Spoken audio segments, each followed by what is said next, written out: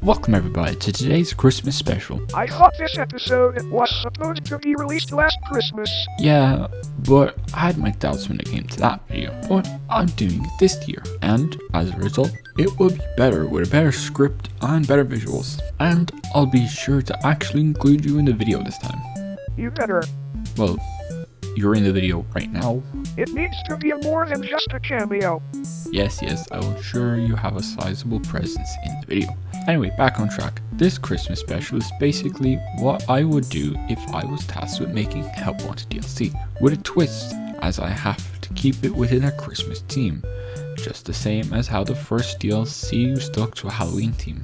So it means I couldn't just directly pull stuff from FNAF 6 or his location, because it gives me the challenge of having to put a festive twist onto everything I come up with.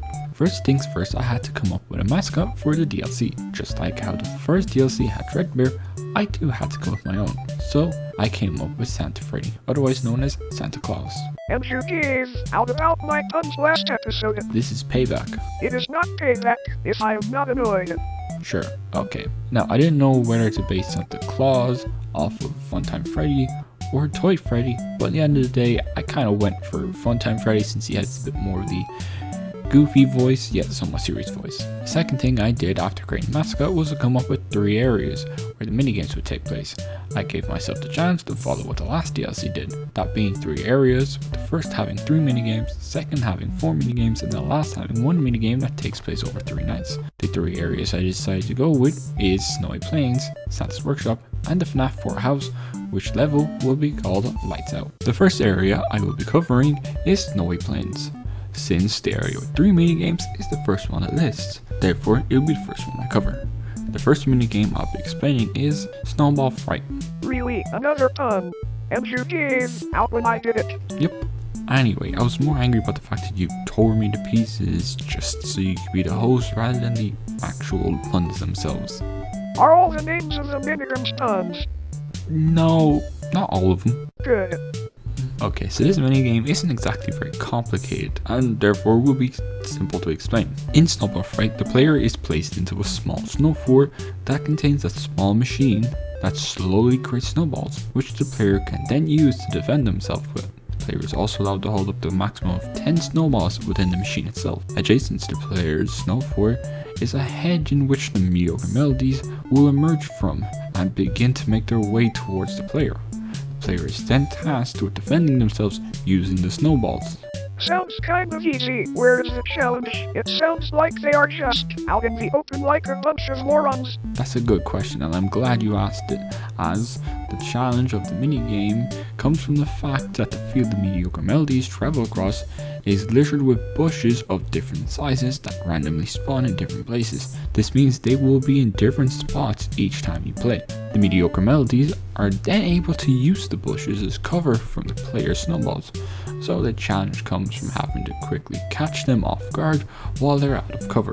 Still sounds a little easy depending on how fast they are and how many bushes spawn. Well, to keep this a little bit more challenging and to give the melodies a little bit more of a better window of opportunity to move from cover to cover, there will be a threat coming from behind the player that will require the player to occasionally have to check up on it. I'm not exactly too sure what the player would have to do to avert the danger. I'm a little undecided on whether it should be, say, a button or lever, or a threat that also requires a snowball to be thrown at it. But either way, it'd be something to get your attention away from the main mediocre melodies. For being the easiest to explain, you sure did a lot of explaining. You're not exactly wrong there.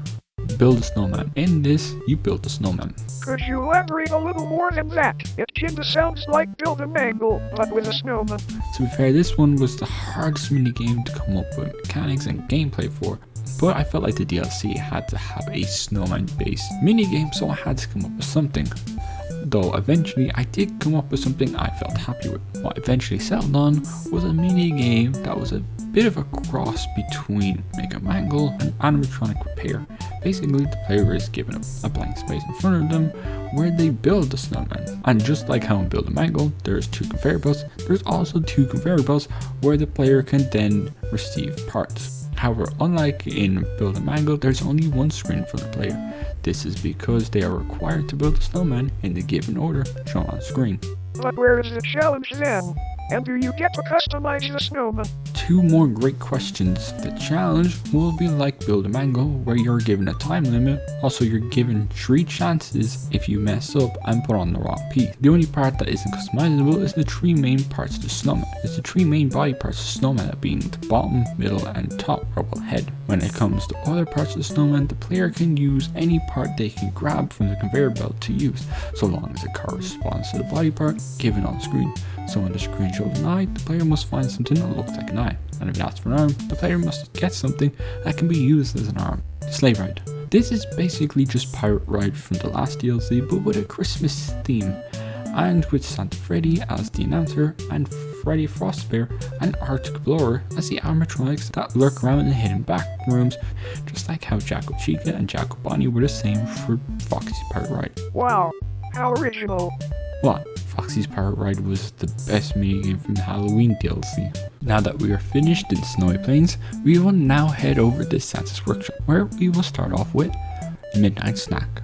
In this, the player is tasked with sneaking around a large wooden cabin at the dead of night, with only a very little amount of light to guide the way. The objective is for the player to head from their room to the kitchen to obtain milk and a cookie, only to then try and sneak back into their room. However, this task isn't as simple, as the house is being patrolled by not only Santa Claus, but Mrs. Claus, who will be Circus Baby dressed as Mrs. Claus. Sounds kinda like the Foxy Maze one. Do you have any originality? Well, this will only function the same way in the sense that it will have the same controls. Other than that, it's not really the same. You have to sneak around and obtain an item, and then return to a certain area to win. Yeah, they do seem very similar. Yeah, but in this, there's 2 different threats who will behave completely differently to the way that Grim Foxy did in the maze. The setting is also different, meaning you have to traverse it in a different way. Also, there won't be any hiding spots in this one, unlike the maze, as there will be doors for the player to block line of sight from the animatronics, and there will be different spots to hide behind, such as dressers, tables, beds, and couches. Also, there will be ways to distract the animatronics and get them off your trail, just like how Security Breach did. Melodies with Lefty. In this, the player is given a piano and must input the keys that are given to the player in a certain order. So basically it's a memory game. The more the player makes mistakes, the more Lefty will wake up. However, the more key inputs the player gets right, the more Lefty will be soothed back to sleep.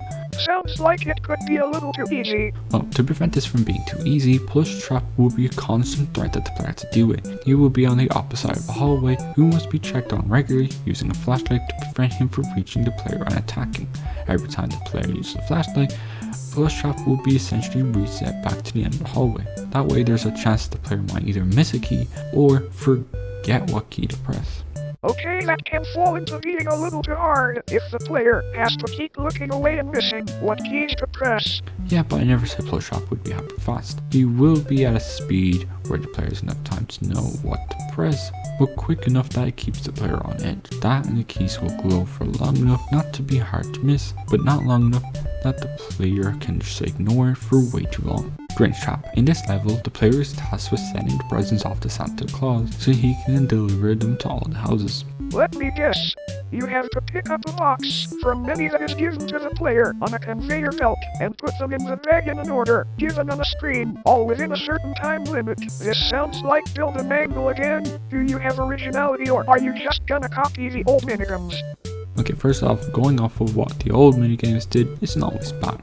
It helps keep them consistent. That and this game plays very differently to Build a Mango. This is because the presents are given one at a time and you can't just throw them in, as the player is given a certain amount of time to complete a puzzle tied to that box before it can be sent off. If the player runs out of time or gets the puzzle wrong 3 times, Santa Claus will run down from his balcony and kill the player. But if the player can complete the present in time before Santa Claus reaches them, they will have one more chance to complete the minigame. Let me guess, you're now gonna introduce some threat that will distract the player. Yes. Wow, how predictable. Oh, piss off. Anyway, going back on track, the main threat of the minigame is, as the name says, Grinch Trap, a Grinch-themed version of Spring Trap. For a second, I thought you were gonna say Glitch Trap, since it sounds closer to Grinch Trap. Although I do appreciate the pun, it would not make as much sense for Glitch Trap to be in the minigame. Once again, back on track, Grinch Trap is after the presents so he can work Christmas, and is accompanied by Molten Freddy, who will have one reindeer antler on his head as a reference to Grinch's dog companion. Now this is the part where you explain how to send him off. Okay, can you stop trying to predict what I'm about to say? It's not predicting when I know exactly what you're gonna say. Okay, sure. The way the player fends off Grinch Trap is with an electric shock that can be done with the press of a button. However, this button has a cooldown time, so it will have to be used sparingly.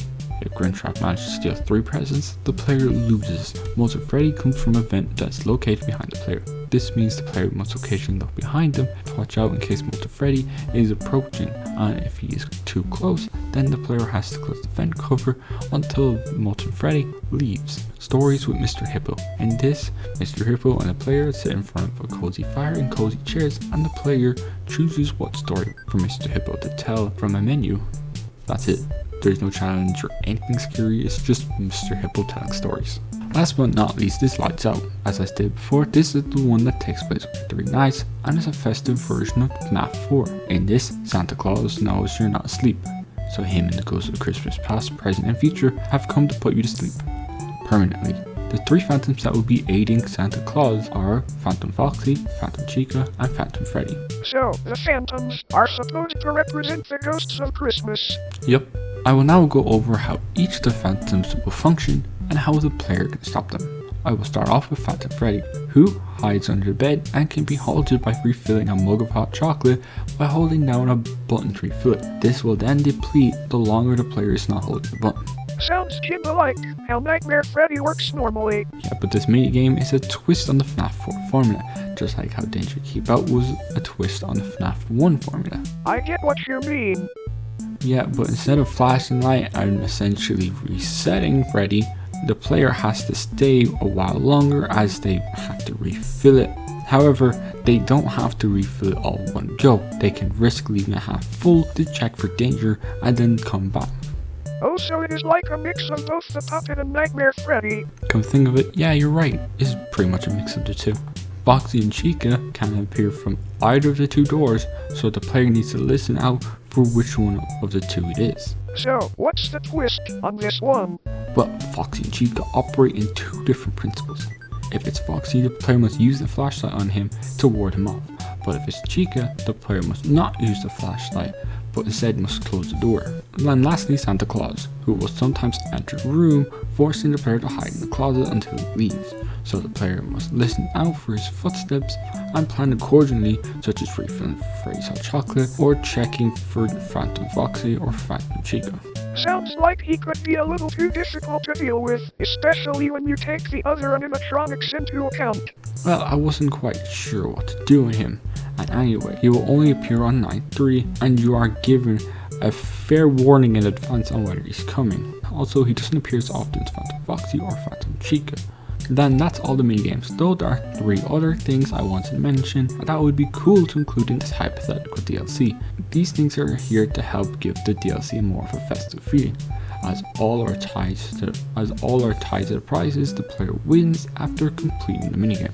The first one I'll be covering will be the music list that the player can win at the prize box after beating a minigame. These music discs can then be brought to the main minigame select panel in the base game room, where they can then play Showtime based on the disc. The 3 songs that I would choose if I was to do this would be the classic animatronics from FNAF 1, the toy animatronics, and the Glamrock animatronics as a way to separate the recent security breach. That sounds like a lot for the DLC.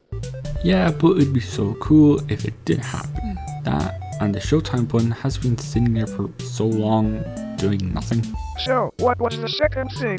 That is that the prize corner box should be replaced with a present for the Christmas minigames. But how would it be any different? Well, instead of winding up the box, you have to tear off the paper and slowly reveal what you want. Sounds interesting, though it does not sound easy to pull off. I see what you did there. Anyway, if it was successfully done, it would be a cool way to help sell the whole festive vibe of the DLC. And what about the third thing? This is where the true festive comes in, as next to the selection screen for the Christmas DLC, there would be a tree that would allow players to put decorations on it. Also, there's a Christmas tree next to the minigame select screen and the main game, so why not let the player decorate it for fun as well. But what is used as decorations? The stuff gotten from this DLC or from the base game and Halloween DLC? Yep, I would personally let the players put on anything they win from the prize corner. If you can get it from the prize corner, you can put it on. What about the glitch truck plush? Can you put that on the tree? That too, you can put him on the tree since it'd be pretty funny. He could even be the star on top. That's all I came up with for this hypothetical Christmas DLC for Help Wanted. It was fun coming up with some ideas, there was some scrap, but I'm quite happy with what I left in the video. I hope you enjoyed the video, and as always, have a wonderful day.